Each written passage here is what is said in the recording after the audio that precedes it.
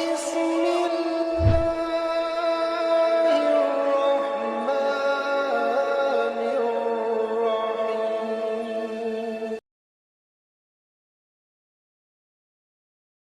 بسم الله والصلاة والسلام على رسول الله وعلى آله الطاهرين أما بعد اللهم اشرح لي صدري ويسر لي أمري واحلل عقدة من لساني يفقه قولي. Donc je voulais faire une vidéo sur le sujet d'An-Najm At-Tariq, donc l'étoile perçante. Et donc je cherchais sur internet et j'ai pas vraiment trouvé de vidéo pertinente par rapport à ma vision non seulement de la sourate At-Tariq, mais d'une manière générale de l'étoile d'An-Najm, donc l'étoile At-Tariq. Et donc il y a une vidéo du Cheikh Dr Al-Mubayyad qui a un peu fait une mise à jour de sa vision concernant ce sujet-là. Le problème c'est que la vidéo elle est longue, elle fait 22 minutes, donc en faisant le décryptage, la vidéo sera vraiment longue. Donc je vais faire peut-être des coupures. Je vais essayer de voir comment gérer ceci. Donc on va déjà écouter ce qu'il a à dire parce que bon, il est un peu plus avancé sur le sujet que beaucoup et on va comprendre pourquoi. Bismillah. تعامل معها المفسرون تعاملوا معها بطريقة جزئية فأصبحت تمثل 5 مواضيع. الموضوع الأول له علاقة بإيه؟ بنجم ثاقب وسماء وطارق، هذا الموضوع الأول، موضوع فلكي سماوي. الموضوع الثاني له تعلق بقضية خلق الإنسان، فلينظر الإنسان مما خلق، إذا دخلنا موضوع ثاني. واحيانا لا نجد رابطه بين الموضوع الاول والموضوع الثاني. مباشره بعد الموضوعين جاء موضوع ثالث وهو ايه؟ يوم تبلى السرائر فما له من قوه ولا ناصر. Donc il explique le problème, les exégètes, d'accord, qui ont traité le tafsir de sourate An-Najm, d'accord, At-Tariq. Le problème c'est que c'est un exégèse qui est partiel, d'accord. Alors c'est pas une mauvaise chose. Les savants, quand ils font un exégèse d'une sourate, non seulement faut comprendre que c'est contextuel selon leur époque. Leur compréhension, la compréhension qu'ils ont d'une manière générale, leur culture sur d'autres sujets, d'accord, liés peut-être à l'astronomie, liés, je sais pas, à la médecine, à plein d'autres sujets qui sont périphériques et qui sont en lien, par exemple, avec cette sourate-là. Et donc, le fait que les savants peuvent pas, à chaque sourate, d'accord, essayer de faire un tafsir général, d'accord, et essayer d'être pertinent sur tous les sujets liés, d'accord, à cette sourate-là, parce que ce serait un travail énorme. Et malheureusement, voilà, il y a peut-être des savants qui sont spécialisés dans un des domaines. D'autres savants sont plus forts dans la langue arabe. D'autres savants sont forts dans les relations, le fait de lier un verset avec un autre, comme certains exégètes. Donc, ce qu'il faut, c'est avoir une lecture générale, lire plusieurs exégètes, et ensuite se faire son idée. Donc, sourate At-Tariq, par exemple, elle comprend plusieurs parties, d'accord. Donc comme il explique, la première partie concerne An-Najm Ath-Thaqib, donc cette étoile perçante. Là aussi, vous allez voir qu'il y a plusieurs tafsirs explications concernant ce qu'est cette étoile, d'accord. Ensuite, vous avez Khalq al-Insan, c'est la deuxième partie de la sourate, tout ce qui concerne la création de l'Insan, de l'homme, d'une manière avec un grand H. Et ensuite, la troisième partie, c'est Ikhtibar al-Insan, donc le test, l'homme va être testé, comme dit dans le Coran, dit Yaouma tubla as-sarair, d'accord, lorsque les secrets seront dévoilés. طب شو الرابطه بين الامرين؟ شو الرابطه بين موضوع فلكي، موضوع تخليق الانسان، ثم موضوع اختبار الانسان والسرائر؟ الامر الرابع له تعلق بقضيه لها علاقه بالجغرافيا والطبيعه، وهي والسماء ذات الرجع والسماء ذات الرجع والارض ذات الصدع، ثم مساله اخرى لها تعلق بكيد بشري يقابل بكيد رباني. العلماء المفسرين تعاملوا مع Donc là on voit pas bien, mais donc la sourate, donc elle se divise en plusieurs parties. Donc comme on l'a dit, donc le fait que l'homme soit testé, et ensuite il y a quelque chose qui est lié à la géographie, d'accord. Was-sama'i dhati ar-raj' wal-ardi dhati as-sad', d'accord. Le ciel renvoie, d'accord, et la terre donc subit subit un tremblement ou centre-choc, ainsi de suite. Et la cinquième partie, c'est quoi? Al-Kayd al-Bashari wal-Rabbani, donc la ruse humaine et la ruse donc divine. Donc là, on voit pas, mais il y a un cinquième. On voit pas parce que le cadre là d'enregistrement, il prend pas en compte toute la vidéo, je suis désolé. Donc lui, il dit, c'est quoi le lien entre ces 5 parties qui composent la sourate? Donc l'étoile perçante, la création de l'homme, le fait que l'homme soit, il subit un test, tout ce qui est lié à la géographie, et ensuite ce qui est lié à la ruse humaine et divine. مع هذه القصة مع هذه الصورة بطريقة جزئية فأصبحت تمثل كم؟ 5 مواضيع. وأحيانا قد لا تجد أنت وأنت تتعامل مع هذه المواضيع ال5 لا تجد رابطة بين كل موضوع، لكن الآن عندما تأملنا هذه الصورة زاد وعينا وفهمنا لكثير من الظواهر منها حتى خلق الإنسان، بدأنا نفهم من هذه الصورة دلالات جديدة. عندما تنظر إلى سورة الطارق حسب التفسير اليوم الذي ستسمعه أنت تعيش مع موضوع واحد وليست 5 مواضيع. سورة الطارق من أولها لآخرها تتكلم عن قصة واحدة وتحكي لك حدثا مستقبليا مهيبا مخيفا سيصيب الأرض، وتعطيك دلالات لهذا الحدث من خلال دائرة الوحي ودائرة الغيب، دلالات تختلف حتى عن دائرة العقل والحس وتصورات بعض العلماء لطبيعة هذا الأمر وهذا الحدث العظيم. كيف Donc il dit qu'aujourd'hui, donc on a une vision un peu plus complète, d'accord, qui englobe en fait ces 5 parties, d'accord, dans une seule, qui est en fait un phénomène grandiose qui doit toucher la Terre dans le futur, d'accord, qui fait partie des signes, d'accord, dans le futur, et qui est donc différent de ce qu'on trouve dans les exégèses qui sont malheureusement souvent partielles, d'accord, et qui ne font pas le lien entre ces différentes parties de cette sourate.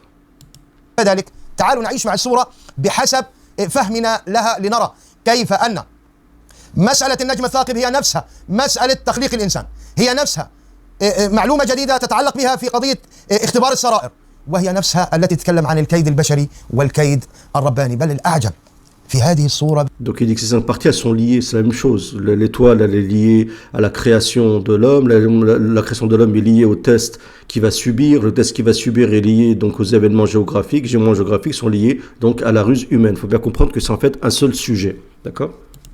بالذات أن نهاية الصورة تستدعيك إلى أول الصورة، يعني أنت بتعيش مع موضوع واحد ونهاية الصورة يستدعي عندك البداية وكأنها دائرة مغلقة، نهايتها تدعو إلى بدايتها، بدايتها تدعو إلى نهايتها. هذا أمر عجيب عجيب جدا في كتاب الله سبحانه وتعالى، يعني بمعنى أنه قول الله عز وجل فمهلهم قليلا هذه نهايتها مباشرة، فمهلهم قليلا تستدعي لماذا هذا الإمهال؟ حتى يأتي النجم الثاقب، فمهلهم قليلا والسماء والطارق وما أدراك ما الطارق. Donc il explique que le début de la sourate est lié à la fin, d'accord. Par exemple Dieu, donc en fait c'est comme il dit, c'est comme un cercle infini, donc ça tourne, c'est un cycle, et il explique que par exemple le début de la sourate, wasama et wattariq, donc le ciel, d'accord, et l'étoile, par le ciel et l'étoile at-tariq, avec la fin de la sourate qui est famahilil kafirina amhilhum ruwaida, donc laisse, accorde un délai aux mécréants, laisse-les attendre, laisse-les dans l'attente, d'accord. Je les fais attendre, d'accord. Amhilhum ruwaida, d'accord. Je les fais attendre, je les atterre de manière, d'accord, lente et sur la durée, d'accord. النجم الثاقب. تعالوا بنا الآن نعيش مع هذه الصورة ونرى كيف أن النجم الثاقب له علاقة بخلق الإنسان، له علاقة باختبار السرائر، له علاقة بالسماء ذات الرجع، وله أيضا علاقة بمسألة الكيد البشري الذي يقابل بكيد إلهي وكيد رباني. والسماء والطارق، هنا طبعا الله سبحانه وتعالى أقسم بالسماء، ثم ذكر لها ذكر وصف لطارق. هذا الطارق هو الله بينه في آية أخرى على طول، وما أدراك، على صيغة التعظيم. إذا أنت بتتعامل الآن مع حدث عظيم بلسان رب العالمين، حدث عظيم بما يرشد إليه كتاب الله العظيم. وما أدراك ما الطارق النجم الثاقب. Donc il te dit que c'est un grand phénomène. Pourquoi? Parce que donc quand Dieu te dit wasama et wattariq, donc le ciel et at-tariq, et Dieu te dit wama adraka ma at-tariq.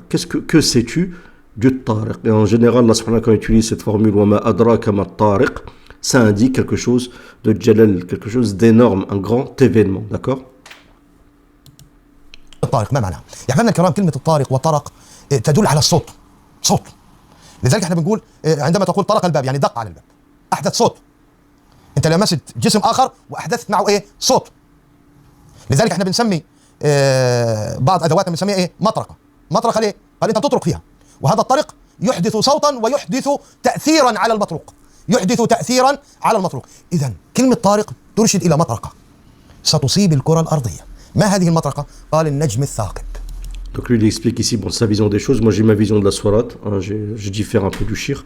Mais lui par exemple il dit wasama wa tariq, donc c'est c'est comme le matraqa, c'est quelque chose qui frappe. Quand vous frappez comme ça, c'est comme le matraqa, comme vous dites un marteau par exemple. Donc c'est quelque chose non seulement qui frappe, d'accord, qui frappe, mais en même temps qui émet un son, d'accord, un grand son. C'est pour ça que certains shirs comme Sheikh al-Najjar avait dit que c'était l'étoile pulsar. Pourquoi? Parce qu'elle émet un son, elle fait pou, pou, pou, pou, comme un cœur qui bat, et elle émet un son, d'accord, l'étoile pulsar. Donc il avait dit que c'était At-Tariq. Et lui, donc, on sait que At-Tariq, et en fait, vient du fait que c'est quelque chose qui se présente en fait la nuit, d'accord. Par exemple, At-Tariq dans la langue arabe, c'est celui qui vient frapper à votre porte la nuit, d'accord. Comme dans la dua, quand le prophète demandait protection, min kulli tariqin illa tariqan yatruku bi khayrin ya rahman. Donc je demande protection de tous ceux qui viennent se présenter la nuit, à l'exception de quelqu'un qui se présente avec le bien, d'accord. Et donc pour moi, At-Tariq, c'est quelque chose, c'est une comète, donc qui doit se présenter, qui doit venir s'abattre sur la terre, mais la nuit, d'accord. Donc moi je l'aperçois pas comme, mais on va écouter la suite. كلمة ثاقب يعني العلماء القدماء تعاملوا معها بعدة دلالات، قالوا متوهج، قالوا مضيء، قالوا يعني يحدث ثقبا إلى غير ذلك من المعاني، كل هذه المعاني مقصودة من كلمة ثاقب. ابن عاشور في تفسيره يقول كلمة الثقب لا تشير إلا إلى خرق في شيء ملتئم. Donc ici il parle non plus de l'étoile, mais de sa spécificité qui est al-thaqib. Donc thaqib explique que les ulama divergent. Si on a les tafsirs liés à najm al-thaqib, l'étoile al-thaqib, thaqib c'est soit perçante, qui perce, d'accord, yakhraq, quelque chose qui perce, comme par exemple avec une mèche, une perceuse, vous allez faire un trou. Soit c'est que ça éclaire, al-mudhi, donc c'est-à-dire qu'elle émet une lumière qui est très puissante, d'accord, comme je pense l'étoile pulsar aussi. Ou c'est quelque chose qui est comment dire, qui bouleverse, d'accord, quelque chose qui exerce une grande force, d'accord. Et donc ça c'est les tafsirs en général qui sont dits dans les exégèses que vous trouvez dans les tafsirs de Coran. Et vous avez le Cheikh Ibn Ashur qui explique que en fait al-thaqib c'est quelque chose qui perce, d'accord, qui pêche quelque chose qui est uniforme. خرق في شيء ملتئم، يعني أنت عندك ثوب، عندك قطعة خشب، عندما تأتي بمعنى يعني كما يقال يعني تأتي بمسمار وتدقه فتخرق شيئا. إذا الخرق. Donc ici par exemple, prends l'exemple de kharq, comme le dit Cheikh Ibn Ashur, quand on parle de thaqib, vous faites un trou, comme par exemple quand vous tapez ici sur le clou, vous voyez très bien que non seulement il y a la sifat de tariq, parce que vous frappez, et en même temps il y a thaqb, donc vous faites le trou, donc le clou rentre de force sur quelque chose qui est uniforme, qui est donc cette planche en bois. Donc je trouve que c'est une belle illustration de najm al-thaqib. إذا كلمة ثاقب فيها إشارة إلى خرق شيء. استخدم الله سبحانه وتعالى كلمة ثاقب مع الشهاب، وهنا استخدمها مع نجم. شهاب ثاقب له تعلق بتلصص الجن والشياطين، لكن هنا في هذه الآية وفي هذه الصورة ما ذكر هذا التلصص، مما يشير إلى أن النجم، وهذا نجم وليس شهاب، إلى أن النجم الثاقب له مهمة أخرى غير مهمة الشهب في ملاحقتها للشياطين. إذا donc on sait vous avez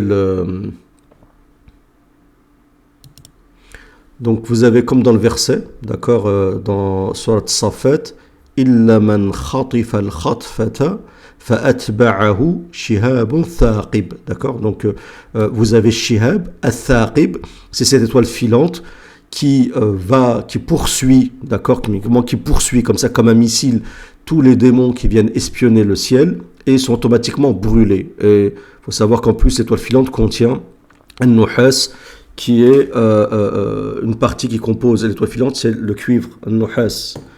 Comme Dieu dit dans le Coran, min nuhasin fala tantasiran, de cuivre, vous n'aurez jamais la victoire, en parlant de cette alliance humaine et djinnique, d'accord. Donc il dit que le shir, que al-najm al-thaqib ici, al-tariq, d'accord, elle n'a pas la même fonction qu'al-shihab al-thaqib qui est là pour l'étoile filante, qui est là pour empêcher que les démons s'attaquent aux démons qui espionnent, d'accord. Et dans le hadith, le prophète explique cette étoile filante, il dit qu'elle suit, que chaque étoile a carrément le nom du shaitan qui espionne, et elle ne le lâche pas jusqu'à qu'elle le brûle. هو يثقب، سواء يثقب الغلاف أو يثقب الأرض نفسها، لأنه نحن بنتكلم الآن عن نجم محترق مضيء متوهج، والاحتراق يكون عند دخوله إيه؟ إلى الغلاف الجوي. وكأنه هذه الآيات قاعدة بتصور لك حدث سيصيب الكرة الأرضية، النجم. Donc là, il vous montre une image. Alors moi, je trouve que ça rejoint ce que je dis moi, ce que j'ai toujours dit d'ailleurs. Donc vous voyez ici, ça c'est la comète qui s'abat. Et la comète, donc, qu'est-ce qu'elle va faire? Elle va traverser, donc, elle va traverser notre atmosphère, d'accord? Alors, elle va, comment dire, donc j'ai pas le nom, mais l'essentiel c'est elle doit traverser, d'accord? Donc elle va traverser notre atmosphère. Donc c'est comme si elle perçait, d'accord? Donc ici la fonction de Thaqib. Je trouve que l'image retranscrit bien ceci. Je pense que Cheikh a bien compris ici le sens de Thaqib. Excusez-moi, et en plus ça n'empêche pas que ceci rejoint aussi les autres tafsirs des ulama qui disent que Thaqib c'est moudi, c'est-à-dire que ça éclaire, parce qu'en même temps une comète, quand la nuit, elle se présente la nuit, non seulement elle va percer, mais aussi elle va dégager une lumière très forte parce qu'elle éclaire. سيصيب الكرة الأرضية النجم الثاقب، النجم الثاقب الذي سيثقب الأرض. وكون طارق إذن في صوت، في هدة. لذلك كثير من الروايات المذكورة في الآثار عن صيحة، عن هدة، عن صوت عظيم يؤثر على الأرض، عن نجم له دناب سيظهر، عن آية حدثان. هذه روايات كثيرة وكأنها بتحكي عن حدث كان واضحا في بعض جوانبه للسلف الصالح، لكنه ما وضح، يعني ما جاءت لنا الروايات بشكل قوي، لكن الروايات الموجودة بين ايدينا تكفي لبيان هذا الحدث. الطارق يرشد إلى مطرقة، الثاقب يرشد إلى ثقب الأرض. بعد ذلك يقول الله سبحانه وتعالى. Donc il dit que toutes les versions qu'on a de hadith, qu'elles soient sahih ou un peu plus faible d'authenticité, vont toutes dans ce sens-là. Parce qu'il y a des hadiths qui te parlent de sayha, d'un grand cri, d'un grand bruit, des hadiths qui te parlent de najm, de dhanab, donc une étoile à queue, donc une comète à queue. Il y a des hadiths qui nous parlent de tremblements, de grands chocs, ainsi de suite. Donc toutes ces versions vont dans le même sens, donc d'une comète qui non seulement a les spécificités de percer notre atmosphère, d'éclairer, mais aussi lorsqu'elle va frapper la terre, de créer un tremblement, ce qu'on appelle aussi un sadr par la suite, donc une sorte de grand gouffre, et de dégager un grand son qu'on pourrait qualifier de sayha. Donc il dit, voilà, tout se rejoint ici. إن كل نفس لما عليها حافظ، إن كل نفس لما عليها حافظ. ما الذي يحفظ النفوس؟ السياق يرشد إلى أنه الذي يحفظ هذه النفوس أعمال الناس من خير وشر. إذا في حدث عظيم، وفي عندنا حالة عامة من عذاب عظيم، وفي حالة تخصصية ترتبط بالحفاظة، ترتبط بالحفاظة. إن كل نفس لما عليها حافظ. هذا المعنى موجود في سورة الأنعام. يقول الله سبحانه وتعالى عند طرق الآيات، ومن أهم هذه الآيات آية الدخان اللي مرتبطة بالطارق. الله يوم يأتي بعض آيات ربك لا ينفع نفسا إيمانها ما لم تكن آمنت من قبل أو كسبت في إيمانها خيرا. هذا معنى إن كل نفس لما عليها حافظ. Donc il explique, bon, moi je trouve que c'est pertinent ce qu'il dit, moi j'ai une autre vision, mais je trouve que c'est pertinent. Donc Dieu dans le Coran dit At-Tariq, donc le Tariq, que sais-tu du Tariq? An-Najm Thaqib, l'étoile perçante. Ensuite le verset dit quoi? In kullu nafsin lamma alayha hafid, ou lama alayha hafid selon les lectures. Donc à ce moment-là, chaque âme aura donc un gardien, d'accord? Hafid, d'accord? Aura, chaque nefs, chaque âme aura un gardien. Alors c'est quoi ce gardien? Lui, en se basant sur un autre verset qui est dans Surat Ad-Dukhan, et il dit que Dukhan est lié à Surat At-Tariq parce que lui considère que la comète qui va s'abattre sur la terre va faire en sorte que de la poussière s'élève dans le ciel. C'est ce qui est qualifié pour lui de Dukhan. Donc la Surat Dukhan est liée au Tariq, et dans Surat Ad-Dukhan, lorsqu'Allah subhanahu wa ta'ala parle donc de la fin des temps, il dit qu'à ce moment-là, lorsqu'il y aura les grands signes, d'accord, lorsque certains signes d'Allah subhanahu wa ta'ala apparaîtront, à ce moment-là, d'accord, la yanfa'u nafs imanuha, donc la foi ne profitera pas, d'accord, à l'individu, si ce n'est la foi qu'il a eue auparavant ou les actes de piété qu'il a fait. D'accord, c'est-à-dire que en fait, c'est comme une épargne. En fait, vous êtes en train de préparer votre sécurité, vous êtes en train de préparer votre protection tout de suite avant l'apparition des grands signes. Parce que lorsque le châtiment d'Allah subhanahu wa ta'ala descend, c'est fini. C'est pas quand le châtiment il arrive, et ben tu commences à faire des actes de piété, à faire des soujouds, à faire des du'as. Non seulement il faudra en avoir la capacité, il faudrait qu'Allah subhanahu wa ta'ala le permette, et en plus, à ce moment-là, c'est fini. Quand Dieu descend le châtiment, quand, je sais pas, un exemple, par exemple, si toi tu veux punir ton enfant a fait des bêtises, et que tu as décidé je sais pas, de lui mettre, de le punir. Une fois que tu as décidé de le punir, quand tu vas le punir, il a beau à dire ce qu'il veut, c'est fini. La sentence, c'est fini. T'es au bout de ta colère, la sentence, elle descend. Après, tu peux amoindrir peut-être, mais la sentence, elle tombe. Donc, c'est pour ça qu'il dit que le gardien sera donc les actes de piété que les gens auront accumulés en période d'aisance, parce que dans le hadith, vous savez très bien que lorsque vous êtes pieux en période d'aisance, ça vous sert en période d'épreuve, d'accord. Et ceux qui n'ont pas de racines, de provisions pendant les périodes d'aisance, lors des épreuves, malheureusement, ils n'ont rien qui les protège. Ils n'ont pas de gardien, ils n'ont pas de bouclier, pourquoi ? Parce qu'ils ont été dans la rafla, dans l'insouciance, qu'Allah nous protège d'être dans l'insouciance. Après, moi, j'ai ma vision des choses, et j'en ai parlé dans mon livre, La méthodologie eschatologique, et je vous mettrai le lien. Vous avez le lien de toute façon de ce livre sous cette vidéo-là. Toutes mes vidéos, il y a les livres que j'ai écrits, parmi celui-ci, La méthodologie eschatologique, où je parle d'At-Tariq. Je donne mon opinion sur At-Tariq. Pour moi, à ce moment-là, chaque âme aura un gardien. Pour moi, ce gardien, c'est parmi les anges, min al-malaika, d'accord, comme le dit Ibn Abbas. Donc, il y a des versions véridique, comme ça d'Ibn Abbas, et même confirmé par beaucoup d'exégètes, donc j'ai fait des vérifications, qui considèrent que Al-Hafid min al-Malaika, parmi les anges. Pourquoi parmi les anges ? Parce que moi je considère qu'At-Tariq, d'accord, est une comète qui va donc percer notre atmosphère, d'accord, en quelque sorte notre espace-temps. Elle sera tellement cette comète sera tellement puissante et rapide, d'accord, qu'elle va créer une sorte de faille spatio-temporelle et va permettre donc l'émission du monde angélique sur Terre, d'accord. Et lorsqu'il y aura l'existence et l'apparition de ce monde angélique, ce monde angélique se fera par l'apparition des anges. Donc j'en ai parlé dans différentes vidéos. Alors comment comprendre ça ? Qu'est-ce que ça veut dire ? Ça veut dire que At-Tariq est le début, d'accord, des grands événements. Parmi les événements, At-Tariq annonce la venue du Mahdi. Le Mahdi, pour faire face au Dajjal, c'est pas rien, Dajjal c'est l'illustration d'une grande puissance mondiale, d'accord, d'une union, d'un ordre mondial, c'est pas rien, avec différents lobbies, différentes forces sataniques, c'est pas de la rigolade. Donc le Mahdi doit, pour faire face à ce fléau mondial, à cette puissance mondiale, il faudra lui-même une puissance. D'accord ? Donc on sait qu'au niveau de la logistique, c'est pas trop ça, même si bien sûr il y aura des causes qui feront qu'il aura une logistique. Il lui faut aussi une aide angélique, une aide divine. D'accord ?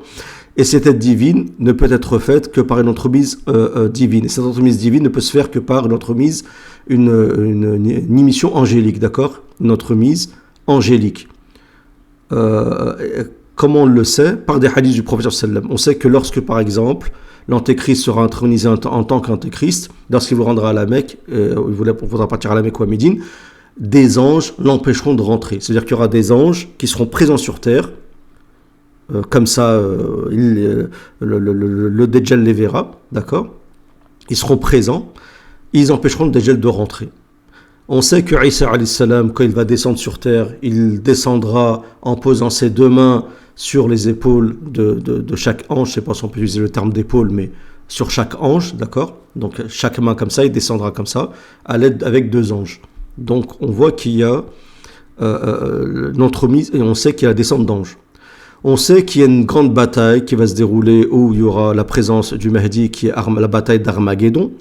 Cette bataille d'Armageddon et l'illustration est une des dernières batailles, grandes batailles de l'islam, et donc elle doit être comparable à la première qui est celle de Badr. On sait qu'à la bataille de Badr, il y a eu une émission angélique, dont la présence d'anges qui ont fait face à la présence de démons. C'est pour ça que dans les religions, quand on parle de la bataille d'Armageddon, on parle toujours de la bataille du bien contre le mal. C'est-à-dire que la présence de démons qui accompagneront l'antéchrist, mais aussi la présence d'anges. D'accord? Donc pour moi, il y a à un moment donné, il y aura une présence d'anges pour faire face à une présence de démons. Cette présence de démons accrue dans le monde s'est faite par l'apparition de Gog et Magog, car Gog et Magog sont deux entités, une entité humaine qui est décrite, comme on les expliquait, avec des origines turco-mongoles, et une autre entité qui est une entité djinnique, parce que, comme on le sait, le combat contre l'islam n'est pas un combat qui est fait uniquement par certains humains, mais aussi par certains djinns. Il y a une alliance humano-djinnique contre l'islam, d'accord? Pour ça que Dieu dans le Coran dit Ya ma'ashar al-jinni wal-ins in istata'tum an tanfudu min aqtari as-samawati wal-ard. On sait donc que ceux qui veulent monter comme Elon Musk et tout ça le font avec, c'est une alliance humano-djinnique, d'accord? Et vous ne pourrez le faire qu'à travers un pouvoir. Vous ne pourrez aller dans le ciel, d'accord, au-dessus du ciel, uniquement par le biais d'un sultan, d'un pouvoir. Donc pour moi, le Hafid est en fait un gardien parmi les anges. C'est-à-dire que certaines personnes, d'accord, qui ont fait des bonnes actions, qui mériteront donc ce compagnonnage, d'accord, comme certains ont un compagnonnage démoniaque actuellement, qui sont des personnes magogiennes, qui ont un compagnonnage démoniaque à cause de leurs actions. Certains, quand il y aura Tariq, bénéficieront d'une aide angélique, d'un compagnonnage angélique. Ils auront avec eux un hafid, d'accord. Ça c'est mon opinion à moi. En tout cas, j'ai comme argument, comme je vous ai dit, donc la parole d'Ibn Abbas, et vous trouvez ceci dans mon livre, la méthodologie eschatologique. Après, le shir, ce qu'il dit, c'est pertinent non seulement parce que c'est corroboré par un verset du Coran, lorsque parviendra certains signes, la foi ne profitera pas, à l'exception de ceux qui ont eu la foi auparavant ou qui ont accumulé des bonnes actions. Et ceci, vous le trouvez aussi dans plein d'exégètes, des exégètes très connus dans les tafsirs, qui vous diront que Al-Hafid, justement, c'est Al-A'mal As-Saliha, ce sont les actions pieuses. تعالوا ننظر إلى سيدنا ابن عباس وهو ترجمان القرآن كيف ربط بين الطارق وبين آية الدخان وهي من الآيات العظام. يقول طبعا عبد الله بن مليكة قال غدوت على ابن عباس، يعني جاءوا في الصباح، فماذا قال له ابن عباس؟ قال له ما نمت البارحة. ما نمت. ليه ما نمت؟ سألوا لما يا ابن عباس؟ قال يقولون طلع النجم ذو الذنب، يقولون طلع النجم ذو الذنب فخشيت أن يكون الدخان قد طرق. استخدم ابن عباس كلمة إيه؟ طرق. كلمة إيه؟ طرق. طب هل الدخان الذي يطرق؟ قال لا، سقوط نيزك على الأرض بيحمل، وهذا الصوت وهذا الطرقة بيحمل كميات ضخمة من التراب والدخان إلى غير ذلك، بيحملها وين؟ في الغلاف الجوي، فهذا هو الطرق. فخشيت سيدنا ابن عباس ربطها بين نجم، وهذا حديث صحيح، أثر صحيح عن ابن عباس، بين نجم ذو ذناب وبين آية الدخان، وأيضا ربطها بكلمة، استخدم معها كلمة طرق وهي وما أدراك ما الطارق النجم إيه الثاقب. احنا Donc je suis obligé de laisser beaucoup parler et accélérer parce que la vidéo elle serait vraiment longue. Et moi je pense que c'est un sujet qui est important. Bon, on va pas parler tous les jours, mais j'en parle de temps en temps, mais on essaie un peu d'entrer dans les détails. Donc là ici il va utiliser donc une version sahih d'après Ibn Abbas, d'après Ibn Abi Mulaika. Donc j'en ai parlé dans Mulaikata, donc j'en ai parlé dans mon livre La méthode eschatologique, où Ibn Abbas un jour s'est réveillé effrayé. Ils lui ont dit qu'est-ce que t'as? Il a dit j'ai peur que le Dajjal, je me suis dit que le Dajjal était apparu. Ils lui ont dit pourquoi? Il a dit parce que j'ai entendu que l'étoile, la comète à queue, An-Najmu Dhu Dhanab, et moi je considère que Tariq est une comète à queue, vous allez voir pourquoi, je vous expliquerai par la suite, est apparu. Et que Kan-Najm Qad Taraq, et que donc le Najm a créé ce qu'on appelle At-Tarq, donc qui est ce choc, comme il dit lui, comme le shir, donc il dit qu'il va s'abattre, quand il va frapper la terre, la comète va frapper la terre, bah, ça va faire un choc, ça va lâcher de la poussière, une poussière donc dans le ciel, et donc ça rejoint un peu donc ce que dit Ibn Abbas rejoint ce que dit le shir, et puis cette poussière qui va dans le ciel, le shir la qualifie de Dukhan. Voilà. Alors pour moi, Ad-Dukhan, je pense que de toute façon, ça, c'est pas en contradiction, moi, ce que je dis avec le shir. Moi, je pense que peut-être que le shir a raison. Et peut-être qu'aussi, la comète à queue, quand elle va transpercer l'atmosphère, ça va causé donc une faille spatio-temporelle avec l'émission d'Ange, la fusion des trois mondes, ce que je dis depuis longtemps, des années, en même temps avec une poussière qui remontera dans le ciel et qui causera donc ad-dukhan, qui sera une fumée. Et en plus, il y a une sagesse divine, parce qu'on sait très bien que quand il y a de la poussière dans le ciel, d'accord, suite à une comète, qu'est-ce que ça fait? Ça refroidit, ça abaisse la température de la Terre. Donc Allah subhanahu wa ta'ala agit par des causes pour notre bien, parce que la Terre et la température de la Terre, eh ben, elle augmente. Et c'est pour ça d'ailleurs que vous connaissez le projet Scopex. J'avais fait une vidéo de Bill Gates qui consiste à diffuser justement de la fumée dans la terre, d'accord, dans le ciel, pour abaisser la température, suite aux constatations d'une fumée qui émanait d'un volcan et qui a refroidi la température de la terre. Excusez-moi, je ne suis pas vif aujourd'hui, hein, c'est pour ça que... Mais l'essentiel, c'est le contenu et non pas la forme. نتكلم عن نفس الحدث، لكن يأتي تساؤل الآن، ما علاقة هذا الحدث بمسألة خلق الإنسان؟ أحبابنا الكرام، أنا يعني قبل هيك تابعت بعض البرامج، لأنه في عندنا دوائر المعرفة، عندنا 3 دوائر: دائرة الوحي، دائرة العقل، ودائرة الحس. دائرة الحس والعقل وما ارتبط فيها من تجريب هي دوائر قاصرة محدودة. العلماء عندما يعني في بعض البرامج، منها مثلا آخر يوم في حياة الديناصورات أو last day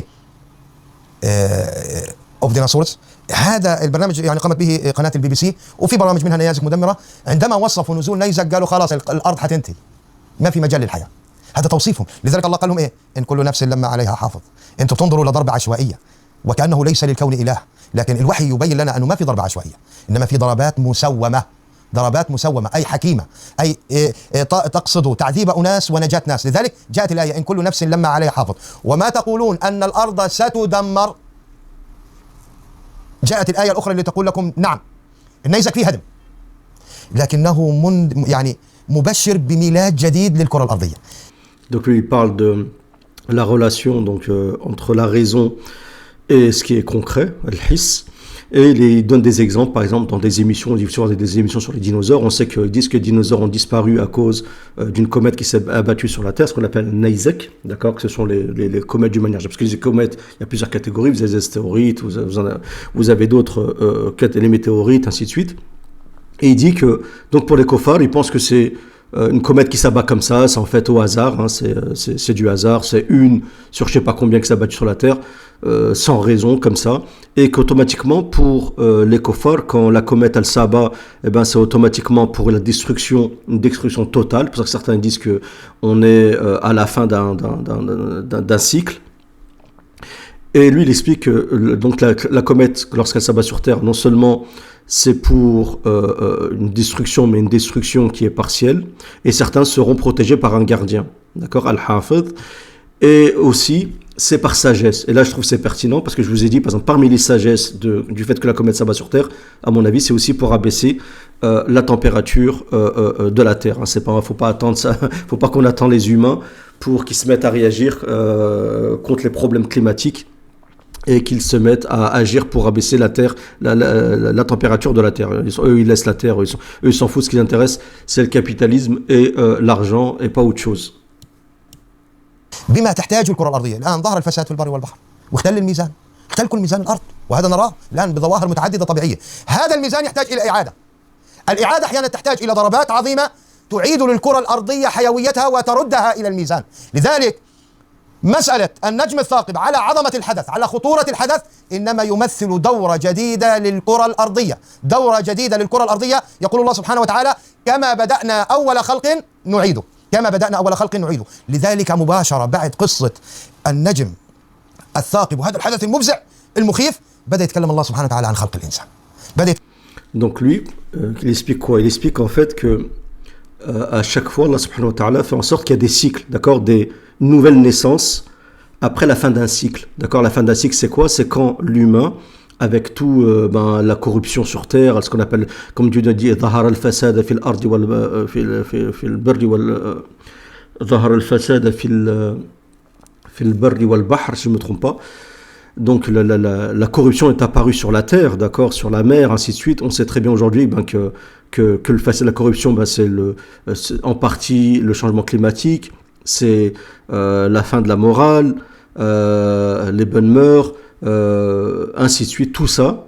Donc ça a un impact. Donc ça veut dire que la Terre, tout ça, c'est un impact sur le cycle régulier de la Terre et sur le bon équilibre de la Terre. Ça se voit, on le sait, bon, il y a des études sur ça, hein, c'est tout ce qui est lié, comme je vous ai dit, au changement climatique, on le voit, ça ressort avec les intempéries, ça ressort avec les tremblements de terre, tout ça c'est des indications que les choses, elles vont pas bien. Donc Allah subhanahu wa ta'ala, qu'est-ce qu'il fait? Il envoie une catastrophe sur la terre, d'accord, en prélude à quoi? À une nouvelle naissance, d'accord, d'un nouveau cycle, d'accord. Donc c'est ce qu'il explique. Et ceci est dit par des savants, mais eux, ils n'ont pas une conception religieuse de la chose, mais plutôt scientifique. Donc c'est pour ça que dans Surat At-Tariq, à un moment donné, lorsqu'Allah subhanahu wa ta'ala parle du Tariq qui va s'abattre sur la terre, et les gens, certains auront un gardien, et ensuite Dieu dit, il falyandur al-insan mimma khuliq. À ce moment-là, que la personne regarde comment il a été créé, de quoi il a été créé. Il a été créé d'une eau éjectée, min ma'in dafiq.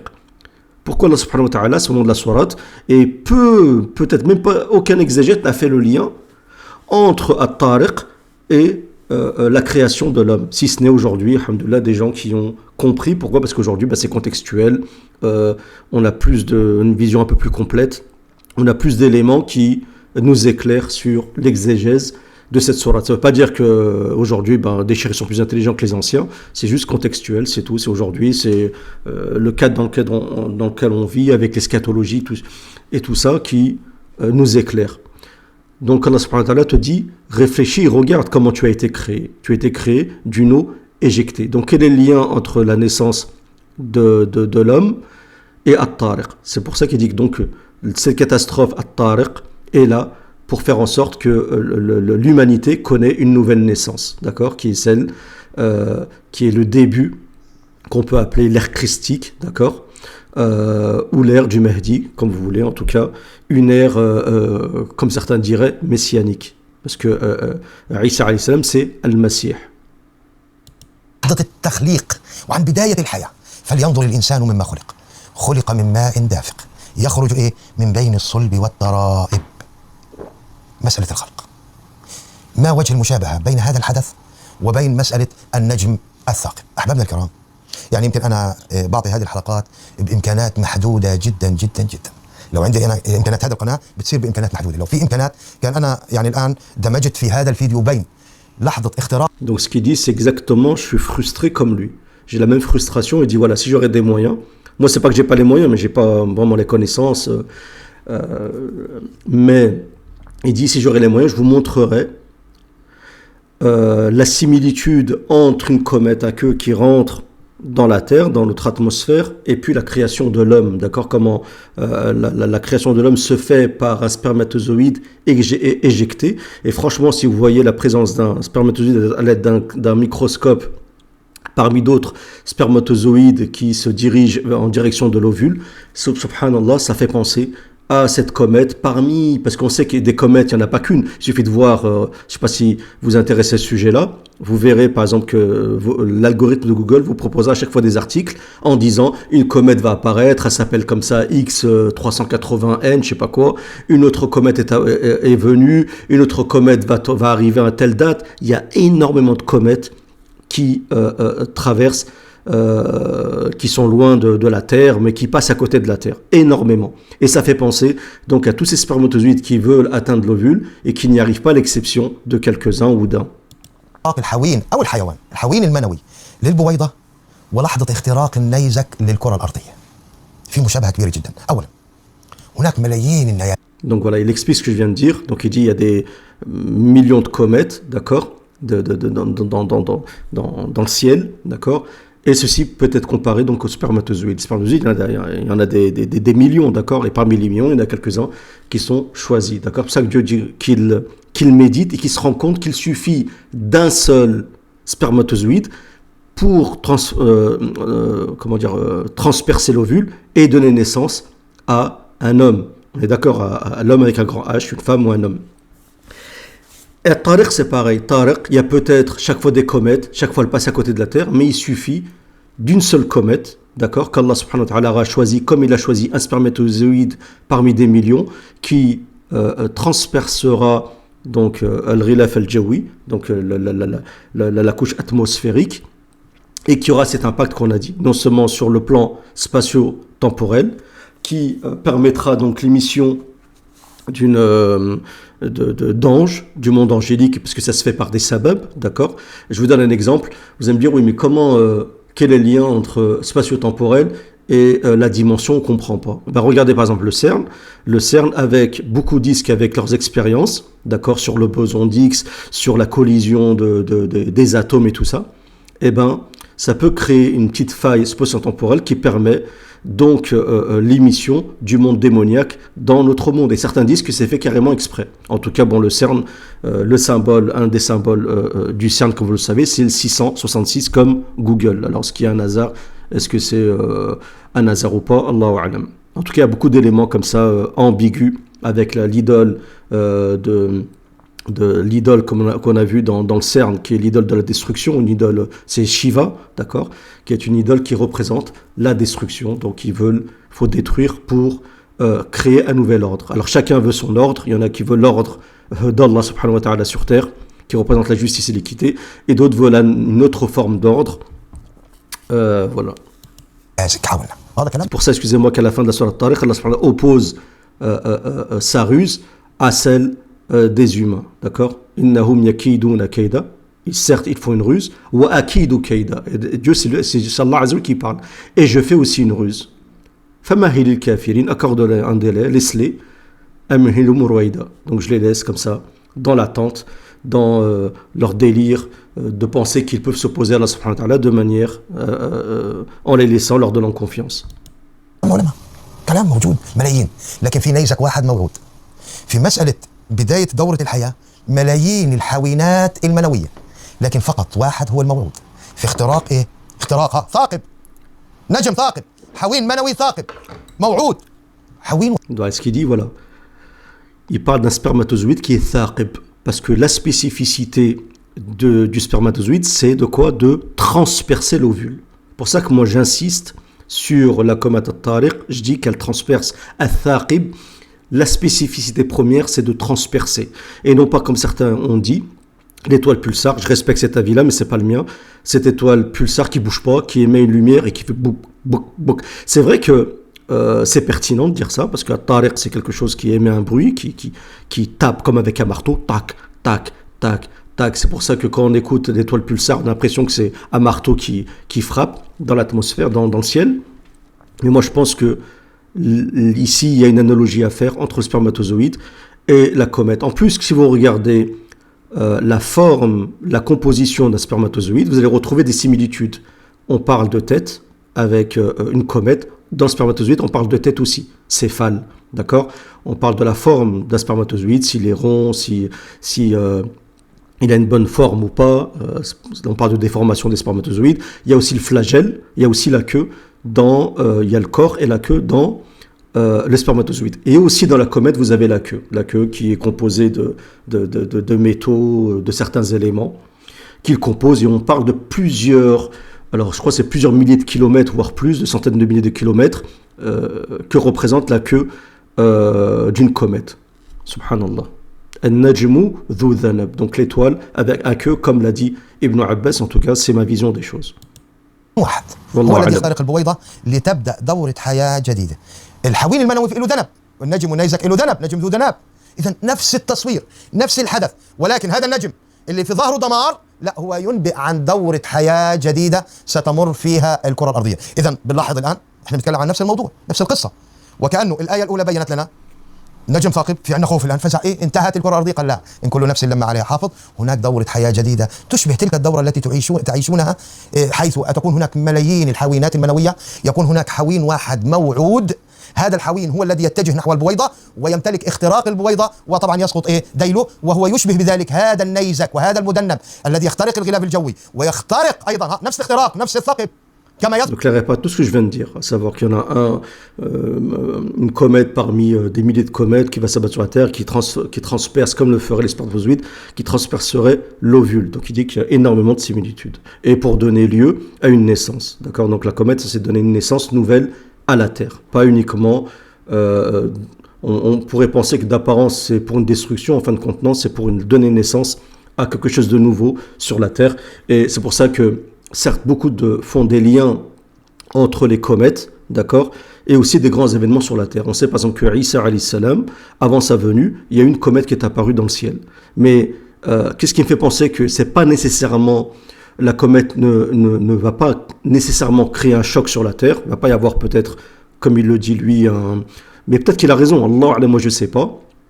On sait que la comète d'Halley, par exemple, certains disent que elle a donné, quand elle est apparue, et ben, juste après, il y a eu la naissance, l'apparition de Isa alayhi salam, et que les mages, qui étaient ceux qui observaient le ciel parmi les Sabéens, comme les mages de Perse, le savaient.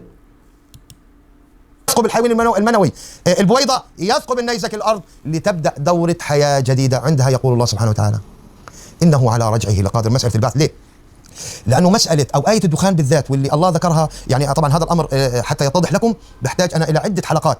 الآزفة المذكورة في سورة النجم والنجم إذا هوى، هذه الآزفة اللي ذكروها العلماء أنها يوم القيامة، لا، هي الآزفة معناها القريبة، هي حدث قبل يوم القيامة، وهي نفس آية الدخان. يعني طبعا هذا عندي أدلة كثيرة ودراسات متوسعة في هذا الأمر، لكن أنا بدي أركز على موضوع الطارق الآن. هذا الحدث الآزفة المذكورة في سورة النجم وآية الدخان، الإنسان عندما يفزع هذه ستكون يعني أعظم من يوم القيامة نفسه، من اليوم الذي يؤذن بنهاية العالم. لماذا؟ لأنها ستحصد الأكثر. لذلك هذا الحدث ستختبر فيه سرائر. السرائر يوم تأتي لا ينفع نفسا إيمانها لم تكن آمنت من قبل أو كسبت في إيمانها خيرا. ابتلاء للسرائر، كشف للحقائق، الوجوه يعني الأقنعة وكذا، هذه إحنا لا نرى. قال يكشف يوم تبلى السرائر فما له من قوة ولا ناصر. سبحان الله، كثير من الأمم الآن يقول لك من أشد منا قوة في الأرض، والإنسان الآن وصل لدرجة من الغرور. Donc quand vous regardez subhanallah, surat al-Tariq, donc Dieu te dit فَلْيَنْظُرِ الْإِنسَانُ مِمَّا خُلِقَ بِمَاءٍ دَافِقٍ يَخْرُجُ مِنْ بَيْنِ الصُّلْبِ وَالتَّرَائِبِ. Après c'est un autre sujet de ce sperme qui sort entre les lobes et et entre les côtes. Donc là il y a tout un sujet par rapport à ça. Est-ce que c'est possible ou pas? Bon, il y a plein de vidéos sur internet qui prouvent que, en fait, maintenant, on fait une relation entre la genèse, la spermatogénèse et des hormones qui sont produits dans les os.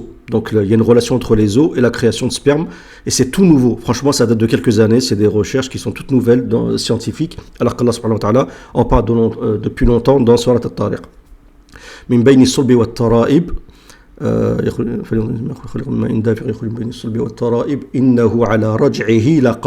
Donc Dieu est capable de le faire revenir. Donc on se rend compte que quand il y a un sperme qui n'est pas capable de transpercer l'ovule, eh bien, il est capable d'en faire revenir un autre. C'est pareil pour les comètes. Une comète, si elle ne va pas transpercer la couche atmosphérique, ou elle sera détruite par la NASA à travers divers missiles, ainsi de suite, Allah subhanahu wa ta'ala sera capable de faire revenir une autre comète.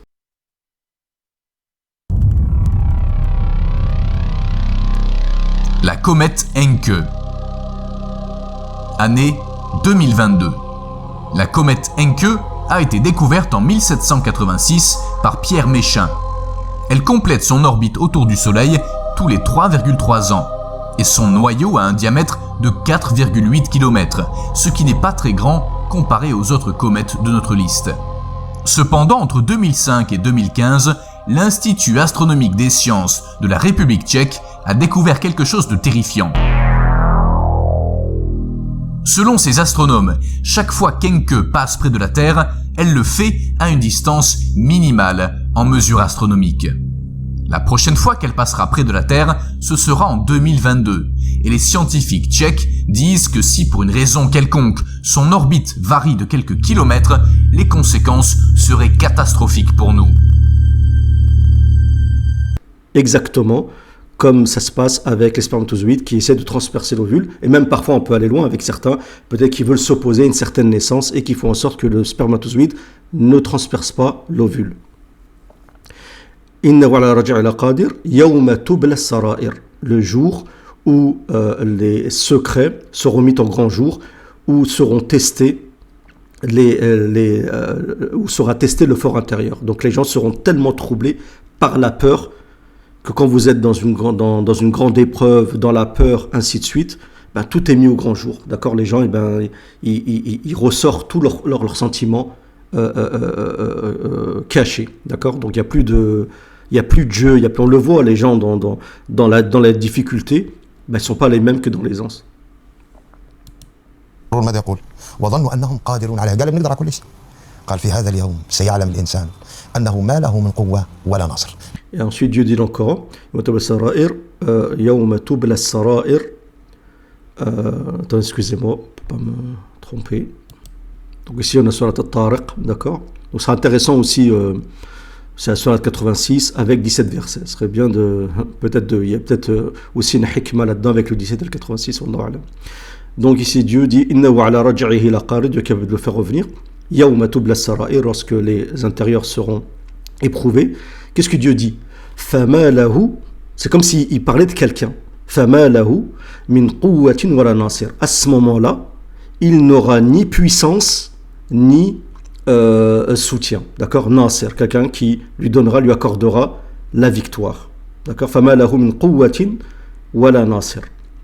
Donc quel est le lien ici avec le fait d'avoir une puissance et d'avoir quelqu'un qui t'accorde la victoire? Avec une puissance, quelqu'un qui te sert de soutien, d'accord? Donc de qui on parle ici? Est-ce qu'on parle des démons qui, Gog et Magog, qui font le halal, qui font en sorte que les kuffars ont plus de puissance et peuvent combattre aisément l'islam?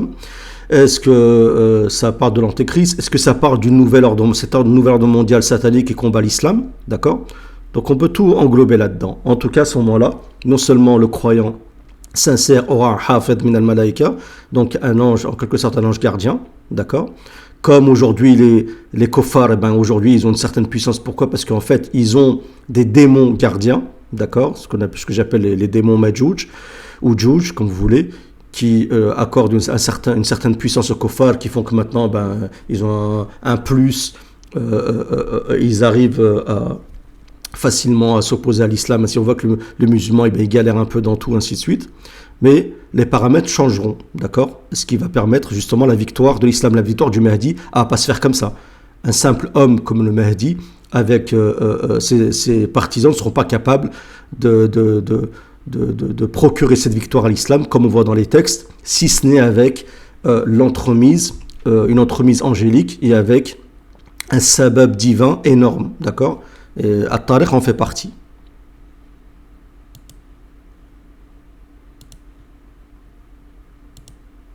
والسماء ذات الرجع والارض ذات الصدع. طبعا العلماء قالوا لا، المطر مقصود فيها بيرجع كل سنه، وتصدع اللي هي تشققات الارض والنبات، كلام صحيح ومعاني صحيحه جدا، والقران حمل اوجه. لكن هنا في هذا السياق وكانه يرشد الى انه الارض سبق لها ان تعرضت الى نيازك مدمره وغيرته، ولذلك بيقولوا حتى ايام الديناصورات وهذه المرحله انتهت بايه؟ بنيزك. اذا والسماء ذات الرجع سترجع لكم بنفس الشيء والارض ذات الصدع. لذلك بنلاحظ يا احبابنا الكرام انه من علامات الساعه. Donc ensuite, Dieu dit quoi?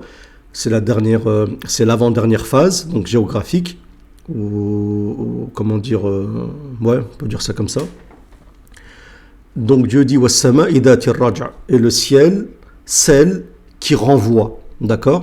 Wal-ardi dhatis sad'a, et la terre donc qui subit un choc, qui s'entrouvre, d'accord? Parce qu'on sait que quand il y a une comète, ça crée des gouffres, ça crée des tremblements de terre, ça crée énormément ça a énormément d'impact, hein. Par exemple, comme lui dit, la disparition des dinosaures, par exemple, elle s'est faite à cause d'une comète, par exemple. Donc à chaque fois, le ciel renvoie des comètes. Was-sama'i dhatir raj'a, et la terre, c'est elle qui subit sada, qui subit donc ce choc. Yasda', c'est quand vous choquez quelqu'un, tellement vous le choquez au point d'avoir un impact, d'accord, qui a un impact, soit physiologique, psychologique, ce que vous voulez. العظام في عندي مباشرة آية الدخان وخسوف ثلاثة، صدع تصدعات ثلاثة عظمى. وأنا خلال دراستي لآية الدخان، وهذه دراسة مطولة طبعا إن شاء الله سأوضحها في عدة حلقات، يمكن عشرات الحلقات. هذه القضية يعني قضية العلامات هذه وصلت إلى في دراستي وخلال بحث معمق إلى أني الآية الأولى قد تكون آية الدخان مباشرة، بعدها التصدعات، ويحتمل أن يكون الخسف بالمشرق والخسف بالمغرب قبل قبل آية الدخان، لكن الاحتمال الأكبر إنه نزول نيزك وحصول تصدعات إيه؟ لأن الأرض لن تحتمل هذه الطاقة العظيمة التي إيه؟ ستخترقها، وهذا الثقب العظيم فيها وهذه الهدة في ميزان إيه؟ الأرض، لذلك تحصل فيها زلازل وتصدعات إيه؟ شديدة. إذن Donc, qu'est-ce qu'il explique? Écoutez bien, c'est important. Donc, il dit que Dieu dans le Coran dit Wal-ardi dhati as-sad'a, donc la terre à la quoi al-sad'a, celle qui va être qui va s'entrechoquer, qui va s'entrouvrir à cause de cette comète qu'Allah subhanahu wa ta'ala renvoie à chaque fois. Qu'est-ce qui va dans ce sens-là? C'est, on le sait, il y a des gouffres. Parmi les signes de la fin des temps, il y a ce qu'on appelle al-khasf, al-khusuf. Ce sont ces gouffres, ces grands gouffres, quand la terre elle s'ouvre. Il y a les tremblements de terre. Dans les hadiths, vous savez très bien que ce qui va précéder, on va dire, l'intronisation du Mahdi, c'est quoi? C'est un des khasf qui va se dérouler au Hijaz. Donc la terre va s'entrouvrir pour engloutir, comme c'est dans le hadith, l'armée du Soufiani. Le prophète aussi annonce quoi? Qu'est-ce qu'il dit le prophète lorsqu'il parle du Mahdi, avant la venue du Mahdi? Qu'est-ce qui précède l'intronisation? Parce qu'il peut être présent, mais il faut l'intronisation. C'est comme le Dajjal, il peut être présent, mais il faut sur l'intronisation. Il faut la différence entre les deux. C'est comme d'ailleurs Gog et Magog peut être présent et le déferlement, c'est autre chose, leur intronisation. C'est quoi? C'est les tremblements de terre. Le prophète dit avant que le Mahdi vient, attendez-vous, az-zalazil wal-balabil. Donc les tremblements de terre et aussi les grandes épreuves, d'accord, tous les grands événements qu'on voit, ainsi de suite. Donc lui il dit, en étudiant Ad-Dukhan, Surat Ad-Dukhan, en détail, en étudiant At-Tariq, en étudiant tous les hadiths, il a fait des recherches vraiment approfondies et poussées, il est arrivé donc à cette conclusion-là. الآيات ما زالت توصف نفس الحدث، احنا مع نفس القصة، والسماء ذات الرجع والأرض ذات الصدع. مباشرة بعدها ماذا قال الله؟ إنهم يكيدون كيدا. من هم يا رب؟ قال حتى أنتم لا تعلمونهم. بس il dit إنهم يكيدون كيدا. Donc et ils font des grandes ruses. إنهم يكيدون كيدا. D'accord, مفعول مطلق. D'accord, donc ici on appuie le verbe. Ils font une ruse, ils rusent énormément. D'accord, ils n'arrêtent pas de faire des ruses de manière répétitive. Qui sont-ils? Lui dit, Allah Azza wa Jalla les connaît, vous les connaissez pas. Non, on a une idée de ceux qui sont ceux-là qui font ce kayd. Ce sont tous ceux qui, en fait, déguisent la fausseté par une vérité. Donc ils vous diront jamais que eux ils essayent par exemple de créer un portail démoniaque, ainsi de suite, pour faire qu'il y ait une entremise du monde démoniaque sur le monde terrestre, parce que de toute façon c'est mystique, c'est occulte, et les gens ils ont tendance à réfuter ceci. Les gens ils veulent que c'est comme des personnes politiques qui font des choses occultes le soir, il y en a qui font des trucs de fou, vous le savez, qui boivent du sang jeune pour être jeunes, qui font plein de trucs bizarres comme ça. Donc ils déguisent toujours ceci en ayant une façade de tout ce qui est cartésien, tout ce qui est conformiste, ainsi de suite, et jamais ils montrent leur vrai dessein. D'accord? Peut-être pour ça que à ce moment-là, quand il y aura Tariq, peut-être qu'on verra le vrai visage des gens. Yawma tubla sara, et peut-être qu'à ce moment-là, tout ce qui était dissimulé, peut-être que les gens montreront leur vrai visage ce jour-là, quand ça y est, les cartes seront jouées, ainsi de suite. C'est comme quelqu'un, par exemple, quand vous êtes face à un pervers narcissique qui commence à arriver à un moment où il va perdre la face, il sent qu'il va bientôt être dévoilé, qu'est-ce qui se passe? Il montre son vrai visage. Oui, oui, je suis comme ça, oui, je veux faire ça, oui, je t'aime pas, oui, j'ai voulu te faire ça. Vous voyez ce que je veux dire? Donc c'est un problème pareil, wallahu a'lam. Donc on voit ici la relation entre la ruse et tout ce qu'on a vu auparavant. D'accord? Donc il faut un kayd, il faut une ruse. Et cette ruse, elle sera mise à mal, d'accord, lorsqu'il y aura justement At-Tariq, d'accord, parce que la ruse, elle est tellement énorme, et Dieu dans le Coran, on peut citer un autre verset quand il dit وَإِنْ كَانَ كَيْدُهُمْ subhanallah, comme Dieu dit وَإِنْ كَانَ مَكْرُهُمْ لِتَزُولَ مِنْهُ الْجِبَالِ, même si leur ruse, leur makr, leur stratagème pouvait faire descendre une montagne, tellement que leur ruse elle est énorme, et tellement que ça nous dépasse, et tellement qu'on n'a pas les moyens, nous n'avons pas les moyens de faire quoi que ce soit, d'accord?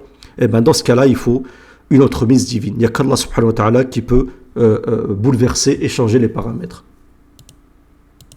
مسألة الكيد من القريب والبعيد في أمة الإسلام هذه يعني احنا قد لا ندركها. يمكن بنقول مثلا الأعداء أمريكا إسرائيل وكذا، لكن الكيد أعظم.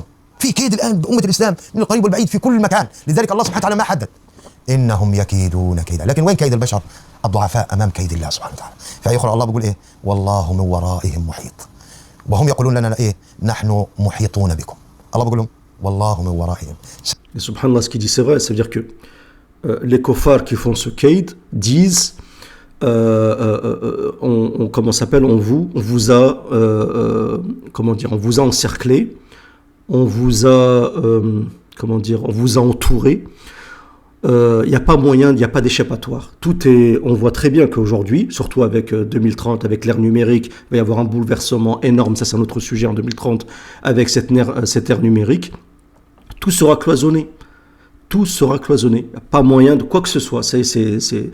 Tout est géré par le gouvernement mondial, tout est cloisonné. Mais Allah subhanahu wa ta'ala leur dit Wallahu min wara'ihim wahid. Allah subhanahu wa ta'ala, eux ils pensent qu'ils nous ont entourés, mais Allah subhanahu wa ta'ala englobe tout le monde. Allah subhanahu wa ta'ala est au-dessus de tout le monde. D'accord? Personne ne peut agir sans l'aval et l'autorisation d'Allah subhanahu wa ta'ala. D'accord?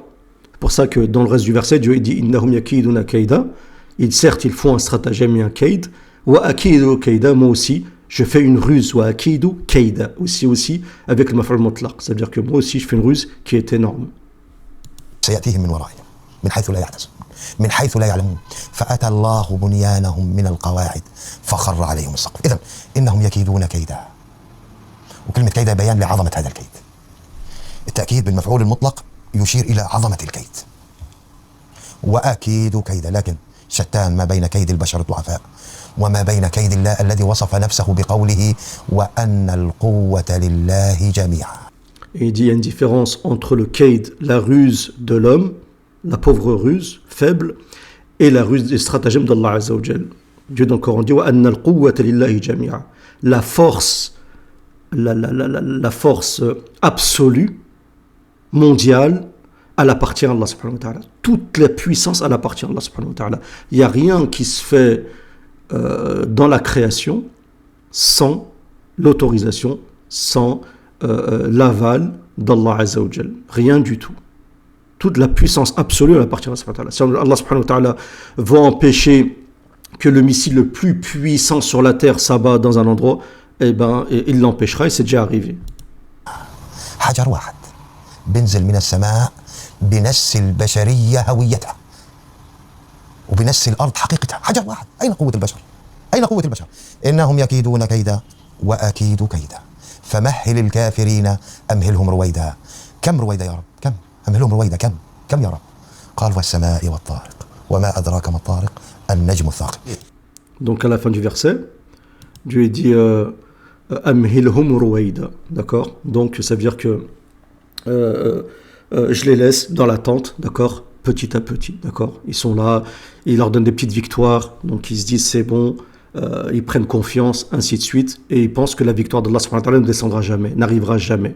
Donc il dit à quel moment viendra donc ce kaid, et il dit il suffit juste de faire revenir au début de la sourate was-sama'i wat-tariq, donc le ciel et at-tariq, d'accord? Wa ma adraka ma at-tariq, et que sais-tu du tariq? Et quand Allah Azza wa Jalla dit wa ma adraka ma at-tariq, que sais-tu du tariq? C'est un grand événement. Ne vous attendez pas à une petite chose. Donc soit c'est une comète qui est tellement puissante qu'elle aura un impact sur le spatio-temporel, d'accord, avec une émission angélique, ou soit c'est comme il dit le shir, une comète tout simplement qui s'abat comme elle s'est abattue pendant l'époque des dinosaures et qui aura un impact sur la Terre et qui changera tous les paramètres qui permettront justement l'intronisation, l'arrivée, l'intronisation du Mahdi et un changement de paradigme terrestre. Wallahu a'lam. En espérant, cette vidéo elle a été longue, mais ça fait longtemps que je voulais la faire. Donc, ce qu'il faut retenir de cette sourate, c'est l'analogie entre la comète, observer une comète, regarder des vidéos de comètes et regarder une vidéo, par exemple, de la pénétration d'un spermatozoïde dans l'ovule, et vous allez voir, subhanallah, la similitude, vous allez être étonné. Regardez des fois des vidéos du parcours du spermatozoïde, du début jusqu'à l'ovule, et regardez une comète jusqu'à l'arrivée sur la Terre, subhanallah, vous allez être étonné, et vous verrez, subhanahu wa ta'ala, que cette analogie, elle est vraiment, vraiment, vraiment à sa place, et vous vous rendrez compte qu'il y a un lien entre nous et le cosmos, d'accord? Il y a un lien intrinsèque entre nous et le ciel, d'accord? Pour ça qu'Allah subhanahu wa ta'ala dit toujours samawat wal ard, les cieux et la terre, d'accord? C'est pour ça d'ailleurs qu'on fait autour de la Kaaba, comme le fait toutes les planètes, pour montrer qu'en fait il y a une harmonie générale. En espérant que cette vidéo vous a plu, si c'est le cas, un j'aime, un partage. Et si vous n'êtes pas abonné à la chaîne, veuillez vous abonner. Je vous remercie pour votre écoute. Ceux qui ont envoyé des emails pour les kits de Ruqya, j'ai tous vos emails, ne vous inquiétez pas. Et je vous contacterai en temps voulu. Barakallahu fikoum.